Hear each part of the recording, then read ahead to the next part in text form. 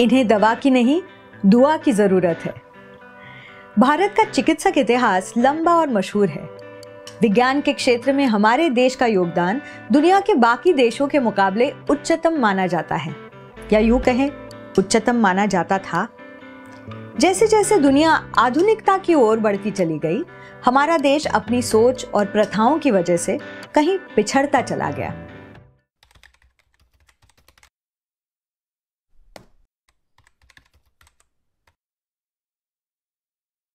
नमस्ते, मैं रेणुका शाहने आपसे कुछ ऐसी ही मेडिकल प्रथाओं के बारे में बात करने आई हूँ।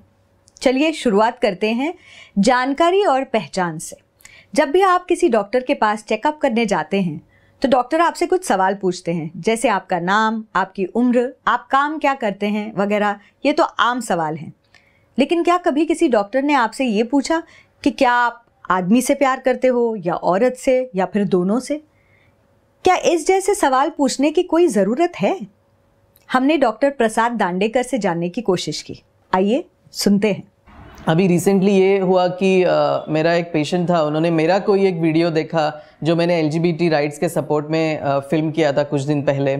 तो उनको बहुत अच्छा लगा और वो खुद से मेरे पास आए और मुझे बताया कि वो भी गे है और उनको बहुत अच्छा लगा कि उनके डॉक्टर ये सपोर्टिव है उनके कॉज के लिए। पर उस वक्त मुझे रियलाइज़ हुआ कि बाकी कभी किसी पेशेंट ने क्यों नहीं मुझे बताया ऐसे। और तब मैं जब सोच रहा था तो मुझे रियलाइज़ हुआ कि मैंने कभी किसी को पूछा ही नहीं। मेरे एक पहचान के पेशेंट थे, वो डायबिटीज़ है उनको। वो उनके डॉक्टर के पास गए थे, उनकी उम्र अभी अराउंड 55 की होगी। डायबिटीज़ की वजह से उनको थोड़ा सा इरेक्टाइल डिस्फंक्शन हो रहा था। डॉक्टर के हिसाब से क्या है कि ये 55 साल का पेशेंट है, शादी नहीं हुई उसको क्या ज़रूरत है। तो वो जो हेटेरोनॉर्मेटिव थिंकिंग जिसको हम लोग बोलते हैं कि ऐसे हम प्रिज्यूम करते हैं कि सारे पेशेंट्स और सारे लोग हेटेरोसेक्सुअल है और उनकी नीड्स को हम डिफ़ाइन करेंगे, उनके हिसाब से काम करेंगे। बाकी पेशेंट्स को जिनको जो LGBT कम्युनिटी के हैं उनकी क्या ज़रूरतें हैं उसको देखा ही नहीं जाता है। हेटेरोनॉर्मेटिव एटीट्यूड, जैसा कि डॉक्टर प्रसाद ने कहा, ये उस सोच का नाम है जहां लोग ये मानते हैं कि आदमी केवल औरत से प्यार कर सकता है और औरत केवल आदमी से प्यार कर सकती है। इस सोच के तहत सिर्फ पारंपरिक आदमी और औरत को ही सामान्य माना जाता है, बाकी सबको असामान्य। ऐसी ही सोच के कारण डॉक्टरों को कई बार LGBT मरीजों को देखने में आपत्ति हो सकती है। LGBT एंगल आ जाता है, मुश्किल हो जाता है वो डॉक्टर्स ढूंढना जो एक तो आपको जज नहीं करेंगे, 2 रिपोर्ट नहीं करेंगे, एंड 3 आपको बिलीव नहीं करते कि सिस्टम्स है जो आपको चेंज कर सकते हैं।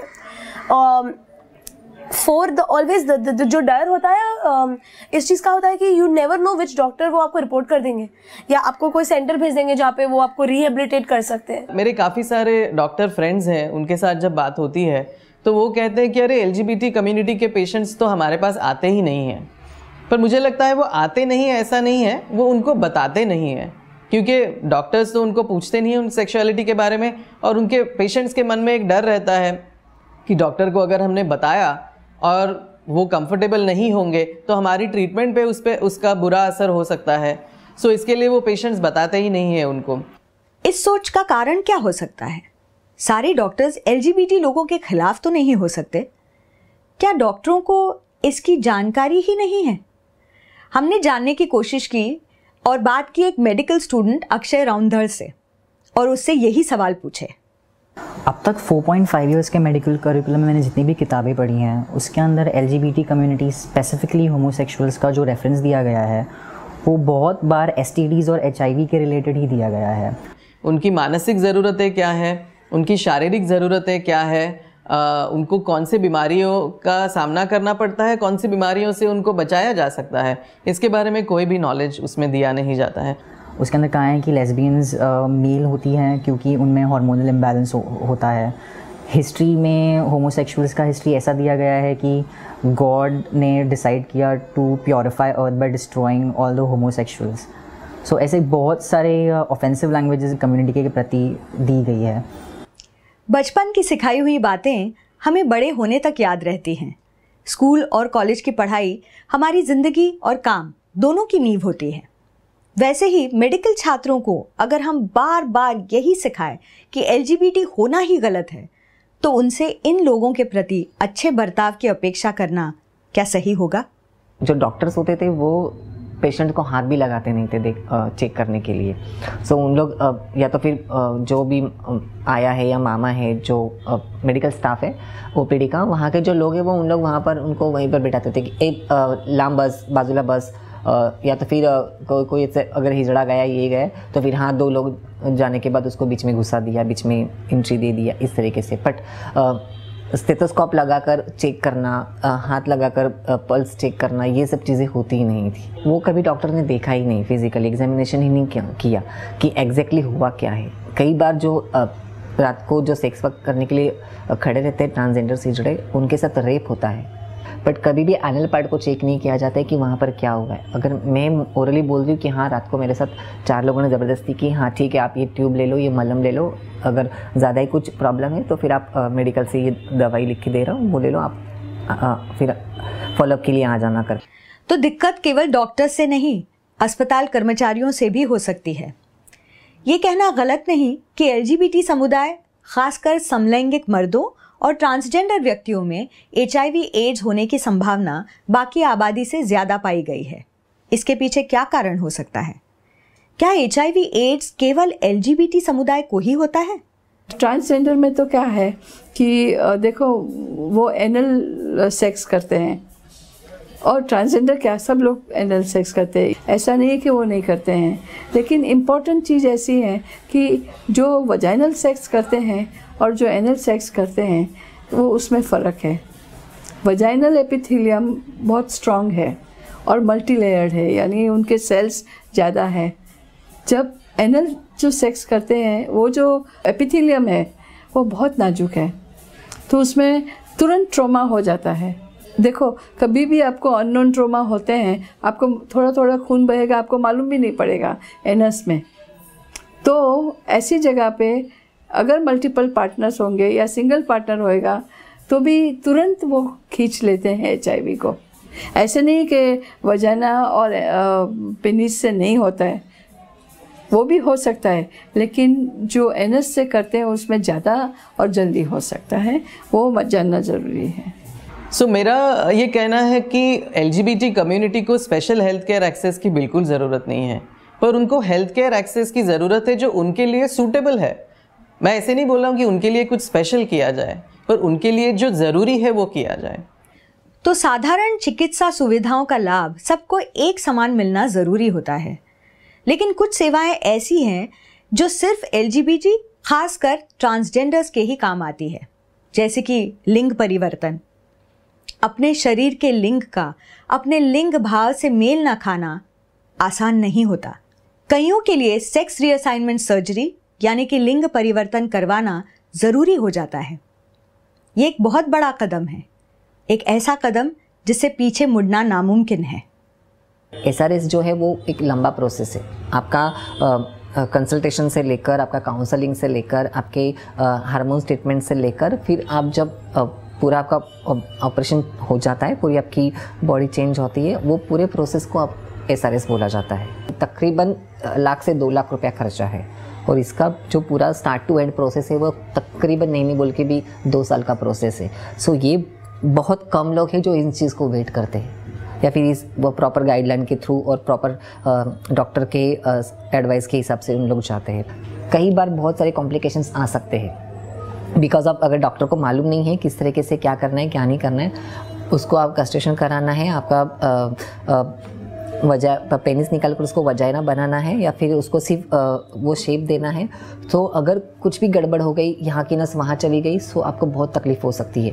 आपको ठीक से यूरिन पास नहीं हो सकता है। कई ऐसी चीज़ें जो हमने फेस की है, हमने कम्युनिटी में देखी है। कई बार जो है लोगों को 2-2 महीने तक यूरिन ही नहीं हुआ है। आप सोचो कि गाइडलाइंस नहीं है, कम्युनिटी को भी सही तरीके से इंफॉर्मेशंस नहीं है, काउंसलिंग नहीं है इसके ऊपर कहीं से भी।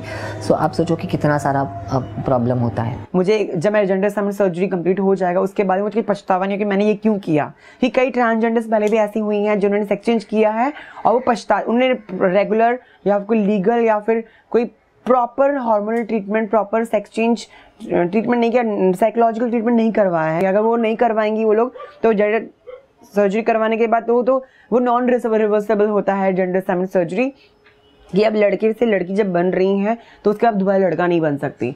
मानसिक सेहत और काउंसलिंग ज़रूरी है, लेकिन सिर्फ इस सर्जरी के लिए नहीं। मानसिक स्वास्थ्य अगर बिगड़ जाए तो शारीरिक स्वास्थ्य पर भी प्रभाव पड़ना प्राकृतिक है। मानसिक चिकित्सा और भी आवश्यक हो जाती है, खासकर LGBT समुदाय के लिए, जहां परिवार, दोस्त और समाज की स्वीकृति मिलना मुश्किल बात होती है। अभी आप इंटरनेशनल स्टडीज़ भी देखेंगे तो उसमें प्रूव किया गया है कि मेंटल हेल्थ इलनेसेस उनमें काफ़ी ज़्यादा होते हैं, जैसे डिप्रेशन है, सुसाइड है, वो उसका प्रमाण उनमें ज़्यादा होता है। या आप अगर देखेंगे फिज़िकल इलनेसेस भी उनमें ज़्यादा होते हैं, या सब्सटेंस अब्यूज़ जिसको बोलते हैं, या स्मोकिंग है, टोबैको यूज़ है, अल्कोहल यूज़ है, वो उनमें ज़्यादा होता है। और ये होता है पॉसिबली क्योंकि सोसाइटी, कम्युनिटी उनके ऊपर एक जो दबाव डालती है कि आप नॉर्मल नहीं हो, आप एबनॉर्मल हो, और उसके हिसाब से जो टेंशन, स्ट्रेस और जो मेंटल प्रॉब्लम्स आते हैं उसके वजह से ये सब मेंटल और फिजिकल इलनेसेस उनको होते हैं। तो उनको इसके लिए अप्रोप्रिएट केयर की ज़रूरत है। ही कमिटेड सुसाइड, सो फांसी लेके उसने किया था। उन्हें ऐसे लगता था कि कोई मुझे जान नहीं सकता है, कोई मुझे पहचान नहीं सकता। अगर मैं बाहर जाके किसी डॉक्टर को ये सब चीज़ें बताऊं तो वो शायद मुझे समझ नहीं पाए कि मेरे दिमाग में क्या चल रहा है, कि मैं किस दौर से गुजर रहा हूँ मेरी लाइफ में, मेरी एज के हिसाब से। वो शायद मुझे नहीं समझ पाएगा, तो उसे बोल के कोई फ़ायदा है नहीं। बस मेडिसिन और दवाई दे के मैं ठीक नहीं होने वाला। जैसे ही बढ़ते गया और डिप्रेशन से थोड़ा आइसोलेटेड हो गया, ज़्यादा बात नहीं करता था। फिर एक दो बार तो ऐसे भी कुछ हो गया कि व्हाट्सएप या फेसबुक ये वो सब डीएक्टिवेट कर दो, फिर बता दो एक स्टेटस डाल के कि आई एम नो मोर, कौन। इतने तक की हालत हो गई तो सब लोग कॉल करके पूछते थे, और फिर वो कहता था कि अभी याद आई जाने के बाद। जिंदगी अनमोल है। इंसानों द्वारा बनाई गई व्यवस्थाएं आज उन्हीं के जीवन पर हावी हो रही हैं। ये मालूम होने के बावजूद अगर इन व्यवस्थाओं को बदला ना गया तो ये हमारे इंसानियत की ही असफलता होगी। 2 इनिशिएटिव्स अभी चालू हैं। जैसे एक इनिशिएटिव है कि डॉक्टर्स को हम एजुकेट करें LGBT कम्युनिटी के नीड्स के बारे में। दूसरा है कि LGBT कम्युनिटी के ही मेंबर्स जो उम्र से ज़्यादा है वो अभी एक साथ आते हैं। वो इनिशिएटिव को सीनेजर्स इनिशिएटिव बोला जाता है, मैं उसका एक हिस्सा हूँ। उसमें हम देखते हैं कि वो एक साथ आए, एक दूसरे से बात करें, अपने प्रॉब्लम्स शेयर करें और एक दूसरे को मदद करें। मेरे खुद के कॉलेज में एक सेंसिटाइजेशन प्रोग्राम अरेंज किया गया था, और सेंसिटाइजेशन प्रोग्राम ख़त्म होने के बाद टीचर्स और स्टूडेंट्स ने मुझे आके कहा कि उनके जो व्यूज़ है वो LGBT कम्युनिटी के लिए काफ़ी चेंज हुए हैं, जो सुन के मुझे बहुत अच्छा लगा। तो ऐसे सेंसिटाइजेशन प्रोग्राम्स की ज़रूरत हमें बहुत है। काफ़ी सारा जो सेंसिटाइजेशन वर्कशॉप्स है या फिर एडवोकेसी के थ्रू हमने जो काम किया है उससे कई सारे जो हॉस्पिटल्स हैं गवर्नमेंट के उनको पता चला है, जैसे सान हॉस्पिटल है, केम हॉस्पिटल है, कि हाँ कम से कम अभी देख तो रहे हैं लोगों में उतना सेंसिटाइजेशन आया है डॉक्टर्स में। ये आपको फॉलोअप करते ही रहने पड़ेंगे, बिकॉज ये ख़त्म होने वाला काम नहीं है। काम जारी है, लेकिन ये एक दिन में पूरा नहीं हो सकता, और जब तक ना हो तब तक तकलीफ़ें पूरी तरह से ख़त्म नहीं हो सकती। इसके लिए समय चाहिए और धीरज भी। अब तो मेडिकल साइंस ने भी LGBT होने को पूरी तरह से स्वाभाविक करार दे दिया है। इंडियन साइकेट्रिक सोसाइटी ने भी 2014 में फाइनली एक स्टेटमेंट दिया कि होमोसेक्सुअलिटी ये एक मेंटल इलनेस नहीं है। उन्होंने एक स्टेटमेंट निकाला था कि सेक्सुअल ओरिएंटेशन डिफरेंट रही तो it is not an mental illness, और अगर किसी भी डॉक्टर ने उसे ट्रीट करने को ट्राई किया तो उसे उसका मेडिकल लाइसेंस कैंसिल किया जा सकता है। एज अ डॉक्टर मेरा ये काम है कि मैं हर एक पेशेंट को जो ज़रूरी है और जो उसके लिए उसकी जो तकलीफ़ है वो सॉल्व करने के लिए जो ज़रूरी है वो मदद करूं उसको, इर्रिस्पेक्टिव ऑफ हिज कि वो कौन से जात से है, कौन से धर्म से, उसका सेक्सुअलिटी का क्या है, वो कहाँ से आया है। हमारा काम है कि हम पेशेंट्स को मदद करें और उनकी सेक्सुअलिटी के वजह से उनको हम निगेटिवली नहीं देखें। सो ये अवेयरनेस हम डॉक्टर्स के मन में धीरे धीरे लेके आ जाएंगे। हर भारतीय को अपनी ज़िंदगी अपनी मर्जी से जीने का पूरा अधिकार है, लेकिन ये जानना भी ज़रूरी है कि अगर कुछ लोगों को साधारण चिकित्सा का लाभ भी नहीं मिलता तो इस जिंदगी के अधिकार का कोई महत्व नहीं रह जाता। किसी का सहारा ही हमारे लिए सबसे प्रभावशाली दवा का काम कर सकता है, एक ऐसी दवा जिसे कोई दुआ की ज़रूरत नहीं।